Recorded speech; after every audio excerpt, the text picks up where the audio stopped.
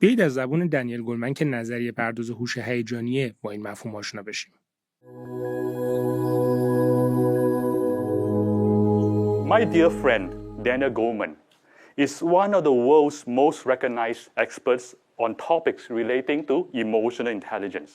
He is also an amazing author. He has written more than 10 books, and his book, Emotional Intelligence, that one book alone sold more than 5 million copies. I'm Daniel Goleman. I'm a psychologist by training, a journalist by trade. I'm best known for my work on emotional intelligence and related topics.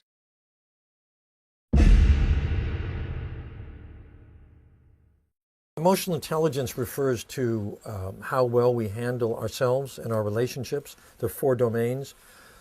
Self-awareness, knowing what we're feeling, why we're feeling it, which is a basis of, for example, good intuition, good decision-making.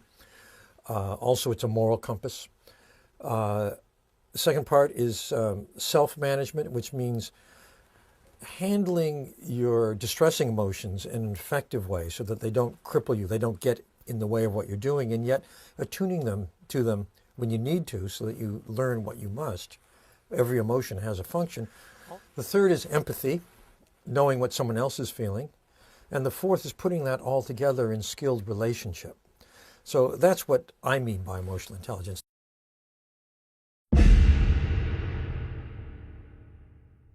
I have dedicated my life to this because I feel that the skill, the ability to be intelligent about our emotions, to understand what we feel, why it matters, how other people feel, to use that in our relationships is absolutely essential for success in marriage, in life generally, in work, and for happiness. I first became aware of the importance of this skill set when I went to my 20th high school reunion. I grew up, and it was interesting to see 20 years out who the most successful person in my class was. It wasn't the valedictorian, it wasn't the kid with the highest SAT scores, it wasn't the editor of the yearbook. It was someone who had been a fairly good student, not outstanding, just good enough, but who even then was an outstanding human being. He was the kind of person who set you at your ease, who was fun to be with, who listened, who cared.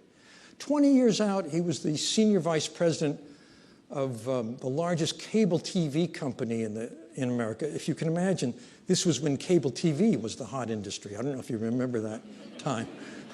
Then I went to my 40th reunion. I got the rest of the story, and it turned out that he had become CEO of a cable TV company, sold it at the peak of the market. I don't know if you remember when there are peaks to markets either. That takes some going back.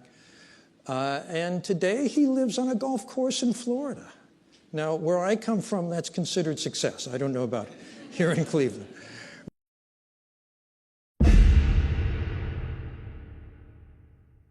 But the big question I think people will be wanting to ask is, once you know your EI level, can you improve or can you become more emotionally intelligent? Yeah, the good news is that you can improve emotional intelligence.